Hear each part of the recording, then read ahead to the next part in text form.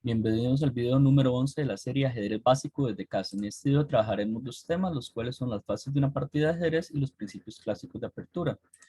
En general, el estudio del ajedrez se divide en lo que es una partida en tres fases: apertura, medio juego y final. Vamos a ver en qué consiste cada una.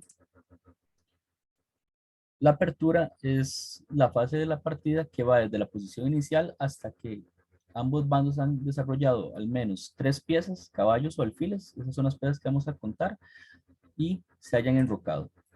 Por ejemplo, hasta que lleguemos a una posición algo así de este tipo. Notemos que las blancas ya tienen los dos alfiles afuera, un caballo afuera y se han enrocado, y lo mismo con las negras. El medio juego, por su parte, va a ir desde el momento en que la apertura concluya hasta que ocurran varios cambios de piezas de forma tal que queden menos de tres piezas por bando, sin contar reyes ni peones.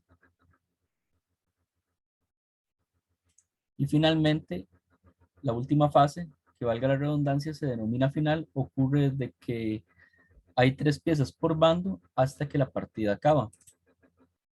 Por ejemplo, hasta que se llegue un jaque mate o algún método de empate. Podría ser un ahogado o que ambos jugadores se acuerdan el empate porque no hay una forma de ganar. En general, ¿en qué consiste cada fase? En la apertura, lo que usualmente hacen los jugadores experimentados de ajedrez es tratar de controlar el centro y desarrollar piezas. Esto lo vamos a ver más a fondo.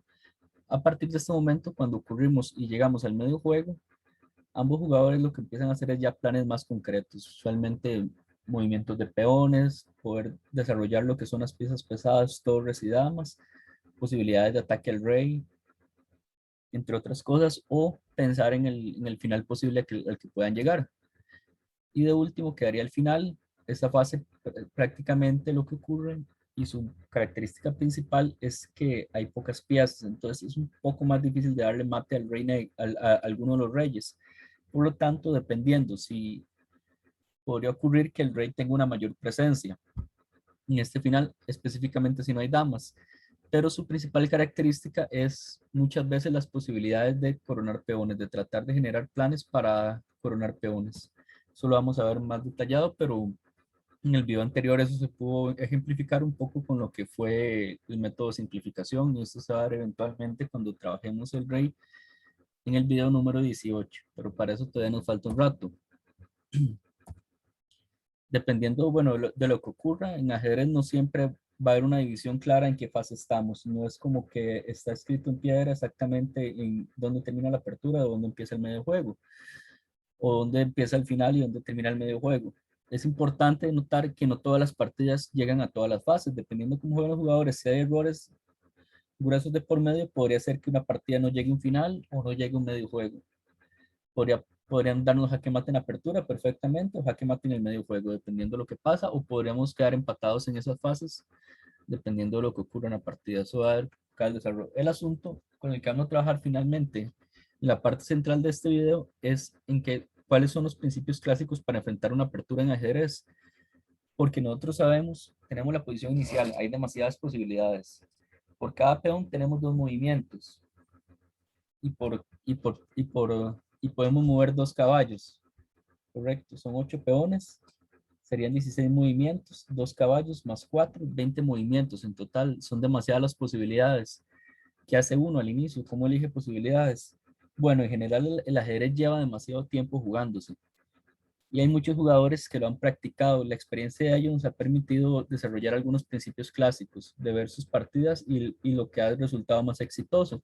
Y estos principios clásicos consisten en tomar el centro con al menos un peón, desarrollar piezas considerando caballos y alfiles y enrocarnos. Vamos a ver cómo es cada uno más detalladamente. Por, Usualmente queremos tomar el centro con un peón, principalmente porque esto controla más espacio y permite ya que el alfil entre en juego. También lo pudimos haber hecho con el peón de dama igualmente, y ahí tomamos el centro. En este momento vamos a hacer ejemplos y vamos a omitir las jugadas del negro para ver cómo sería una idea exitosa para el blanco de apertura. Por ejemplo, si fuera posible, el blanco debería tomar el centro por completo con dos peones y desarrollar sus caballos y alfiles, principalmente los caballos en las casillas más centrales posibles. lo más cerca del centro, porque eso nos va a dar un mayor control central, y entre más piezas desarrolladas tengamos, vamos a tener más posibilidades de atacar y mejor reacción si el otro nos lanza un ataque rápido.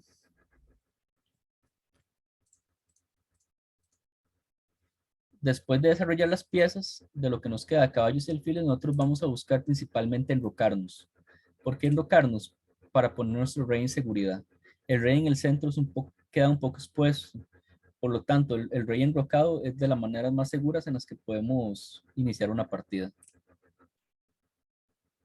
Finalmente, ya estaríamos llegando al medio juego y ya implicaría tratar de poner a jugar las torres o sacar nuestra dama. Tratemos de ver cómo se juega una partida un poco ya con ambos movimientos del blanco y el negro, donde ambos siguen los principios clásicos. Dos ejemplos normales de lo que como podría ocurrir. Las blancas toman el centro con E4, las negras, bueno, por su parte hacen lo mismo, toman el centro. Este día la lógica es que las blancas no puedan tomar el centro con el peón de D4 por la captura. Las blancas desarrollan su caballo, las negras desarrollan un caballo defendiendo el punto E5, las blancas desarrollan, negras también desarrollan, las blancas juegan alfil B5, las negras sacan su alfil, las blancas mueven un peón para darle espacio al alfil de C1, las negras hacen lo mismo por su parte, nos enrocamos y el negro se enroca, y así ambos bandos terminaron exitosamente la apertura y no tuvieron que aprenderse tantas jugadas de memoria, pudieron jugarla precisamente solo siguiendo los principios de apertura.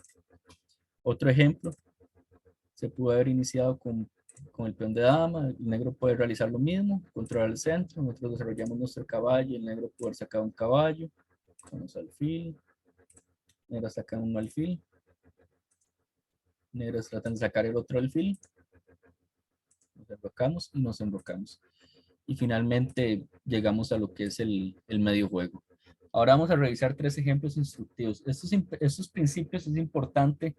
Al principio, cuando uno los trabaja en una partida, son abstractos, porque no va a quedar nada claro por qué es que se aplican o qué es lo que pasa.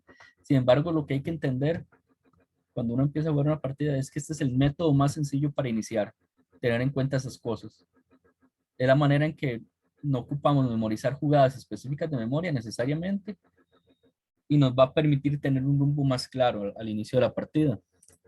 Sin embargo, es importante darnos cuenta que sí es un poco difícil de entender por qué sirve cada uno y qué es lo que pasa. Entonces vamos a dar tal vez unos ejemplos instructivos de qué es lo que pasa cuando un bando rompe cada principio. Esto es algo importante.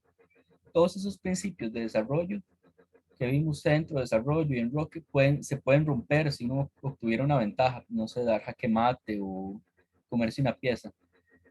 Si no hay una justificación buena, es mejor no romperlos. Pero bueno, ¿qué pasa si alguien lo rompe deliberadamente? ¿Cuál es el castigo? Bueno, en general se aprende simplemente, bueno, viendo partidas de jugadores fuertes y jugando uno partidas con experiencia propia. Y es un poco difícil de resumirlo en un video de menos de 20 minutos. Eso, bueno, usualmente le toma a una persona meses o años en poder dominar qué es lo que pasa si eso ocurre. Sin embargo, vamos a dar unos ejemplos muy claros para que haya una idea más o menos concisa de qué es lo que puede pasar. Vamos a tomar esta primera posición, es una posición de medio juego, y lo que vamos a pensar es que el negro, bueno, logró llegar a su medio juego y decidió aplicar todos los principios menos la toma del centro. Por ejemplo, noten que el negro no tiene ningún peón que domine el centro, el blanco sí. ¿Qué es lo que usualmente pasa cuando un bando no tiene el centro dominado con peones de ninguna manera? No tiene un control. Que un bando va a poder generar avances en el centro o rompimientos si fuera necesario, y va a abrir más líneas sobre el enroque contrario. Por ejemplo, en este momento las blancas pueden jugar peón E5 y atacan un defensor del enroque, el caballo. El caballo tendría que ver dónde se mueve. Notemos que de esos movimientos posibles en amarillo, todos los captura la dama o la torre, entonces, la dama principalmente, o el alfil, o incluso la torre. Entonces el caballo no debería ir a esos sitios porque sería capturado con facilidad. Está caballo H5, que es una posibilidad.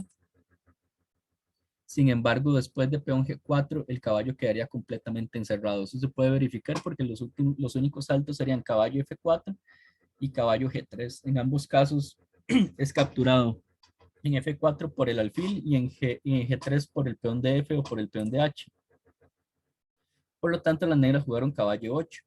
Y aquí las blancas inician todo un ataque apuntándose el enroque, empiezan a sacrificar una pieza con tal de exponer ese rey. Juegan alfil por h7 jaque. Las negras recapturan el alfil, el caballo entra con jaque. Esto es importante, ese caballo no puede ser capturado por la dama de D8 debido a que hay un alfil en C1 que lo defiende. El negro vuelve a G8 y seguimos con dama H7 en este caso, y ya de hecho damos mate inevitable. ¿Por qué? Porque la única manera de evitarlo es que la dama se coma el caballo, ya sería una ventaja material bastante útil para las blancas, y ya podríamos pensar en el tema de simplificación, cambiar piezas y tratar de buscar un final o atacar de forma más directa al rey. La otra manera sería intentar rey H6, pero ahí también pierde en vez de irse a G8 el rey, como lo hizo en el caso anterior, podría venirse a H6. Pero bueno, la dama entraría en H4 con jaque y después de rey G6, dama H7 con jaque mate. Por lo tanto, tal vez la última alternativa para las negras sería rey G6. Sin embargo, aquí igualmente el rey queda presa del ataque de las blancas debido a dama E4, jaque. En este momento el rey no tiene sitios importantes. Si el rey se va a H5, ahí con las flechas podemos seguir lo que pasaría. Se jugaría dama H7, el rey iría a G4 y finalmente peón F3 sería jaque mate. Por lo tanto, la única manera en este momento es taparle jaque con peón F5. Sin embargo, recordemos la captura al paso de las reglas del ajedrez. El peón capturaría el paso, el rey continúa bajo jaque y después de que captura el caballo entra en H7 con jaque. Las negras entran con rey F7 y finalmente dama G6 jaque. El rey se va a la casilla 7 y después de torre 1 hemos obtenido jaque mate. Si es un ejemplo relativamente complicado, no esperamos que alguien con ver este video lo pueda aplicar realmente en una partida. Eso va a tomar más tiempo que pueda encontrar esos tipos de modelos de mate. Sin embargo, eso es solo para darnos una idea de general de lo que está pasando si no tomamos el centro. O sea, nos pueden romper, hacer movimientos centrales, que se nos abran líneas y nuestro rey queda todavía más expuesto. Ahora pensemos, incluso, ¿qué pasaría si no tomamos el centro y un bando? De hecho, esto es muy común que las realicen las personas que empiezan en la práctica del ajedrez sin una idea clara, que consiste, ¿qué pasa si tratamos en vez de avanzar los peones centrales, avancemos peones laterales, específicamente los que están cerca del rey? Esto sí no debería ocurrir nunca porque podríamos sufrir mate rápido, empezando por ahí. Por ejemplo, las blancas juegan peón G4, las negras peón E5. Las blancas juegan peón F3 y de hecho y aquí ahí mate en una jugada con dama H4. Entonces es importante, además del centro, algo muy importante, por lo que no queremos mover demasiados peones, es porque el rey queda muy vulnerable, específicamente si esos peones son los cercanos al rey, solo el peón central es el que queremos mover, o dos peones centrales. Ahora, ¿qué pasa si un bando decide no desarrollar? Por ejemplo, que si quiere tomar el centro y enrocarse en algún momento, pero no quiere sacar alfiles y caballos rápidamente. Bueno, y es muy común que la gente lo que intente cuando empieza a jugar ajedrez, la dama, como hemos visto, es de las piezas más valiosas.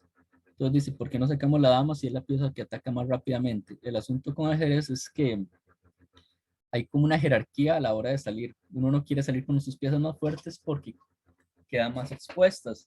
Y al quedar estas piezas más expuestas, podrían ser más vulnerables al ataque del rival.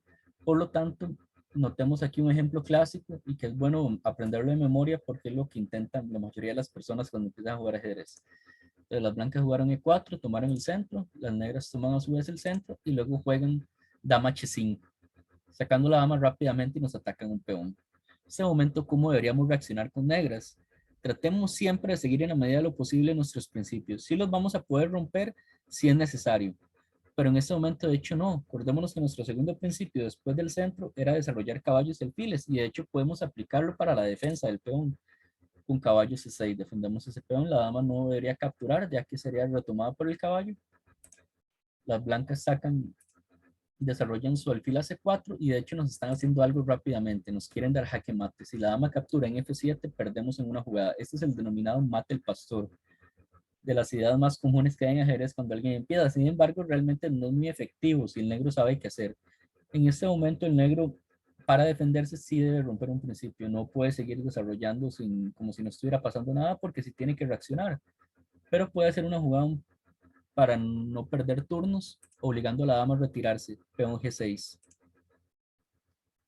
Ataca a la dama y bloquea su diagonal. Las blancas siguen insistiendo y juegan dama F3, atacándonos en F7 con jaque mate. De nuevo, tratemos de defendernos, pero si es posible, no rompamos ningún principio. Por lo tanto, en este momento ahora sí podemos bloquear con caballo F6. Buena jugada. Dama B3. De nuevo siguen insistiéndonos ahí y nos quieren golpear el peón. Esto es algo importante. Cada bando puede romper los principios y de hecho el negro va a romper algunos, pero ¿por qué se justifica ahora que el negro va a romper algunos principios? Porque el blanco le dio las razones para hacerlo y de hecho el negro va a conseguir una mejor posición y de hecho en este momento ya tiene una jugada muy fuerte de contraataque que sería caballo D4, atacando la dama e ignorando la amenaza. Las blancas podrían capturar en F7, sin embargo después de rey E7 notemos que el alfil y la dama están atacados al mismo tiempo. La única manera de que defienda a ambos es mover la dama a C4 para que no se capturen ambos. Pero después de peón B5, la dama no tiene ninguna retirada donde pueda seguir defendiendo el alfil y este caería. Por lo tanto, después de caballo D4, las blancas no pueden capturar en F7, lo cual las obliga a continuar con dama B5. Y aquí ya las negras pueden aprovechar que tenemos piezas afuera y jugar peón C6. Una idea que quiere romper el centro, pero además la amenaza más clara es peón B5, tratando de golpear a la dama y al alfil. Notemos que sí, ya las negras están rompiendo principios, pero ahora esos principios que rompen las negras sí tienen un beneficio y tiene que ver porque el blanco al mover tanto su dama le dio todas las justificaciones al negro para hacerlo. Las negras juegan peón C3, la idea esta es atacar el caballo y darle una retirada a la dama. Negras juegan igual B5. Eso es importante, es casi la única manera, porque notemos que en la jugada anterior, peón B5 no es que solo ataca a la dama y el alfil, sino que atrapa a la dama. La dama no tiene ningún movimiento ahí. Si se mueve en la diagonal F8, A3 es capturada por el alfil. Si se mueve a A5, la captura la dama. Si se mueve a B3, la captura el caballo. Y si se mueve a A5, a A6, la captura el alfil. Y si se come el peón, podemos comer con peón el alfil. Entonces C3, continuamos con nuestro ataque B5, dama D1. Notemos que las blancas no consiguieron nada debido a la respuesta tan efectiva que hizo el negro. Peón por C4.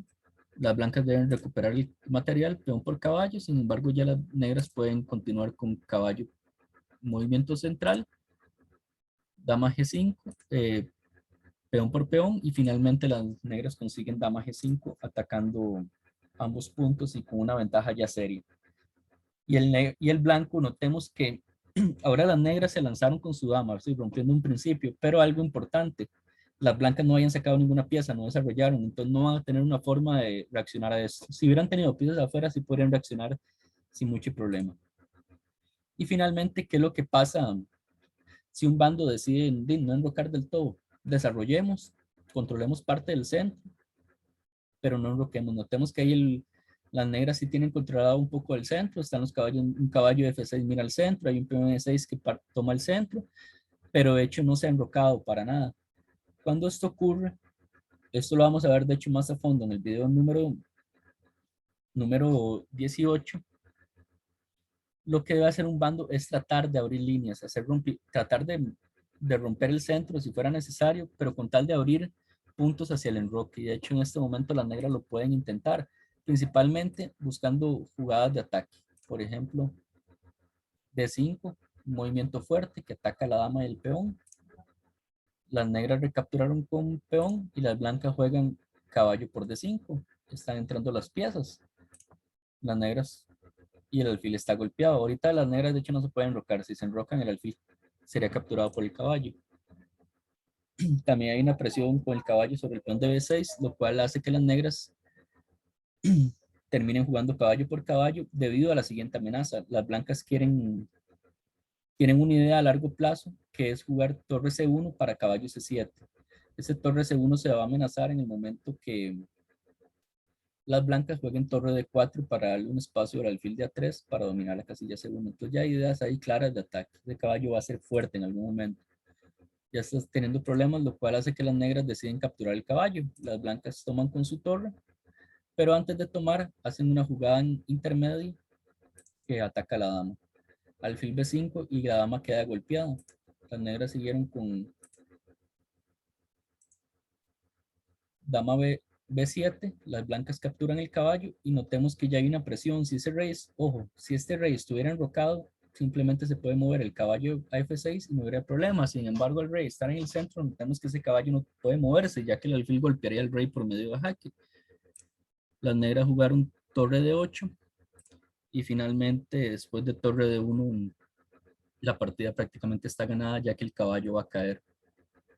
De todas maneras, si calculamos cómo quedarían los cambios, las blancas lo que están haciendo es torre por caballo. Y si las negras capturan con torre, torre por caballo, torre por torre. Y si capturan con la dama, podemos capturar con el alfil.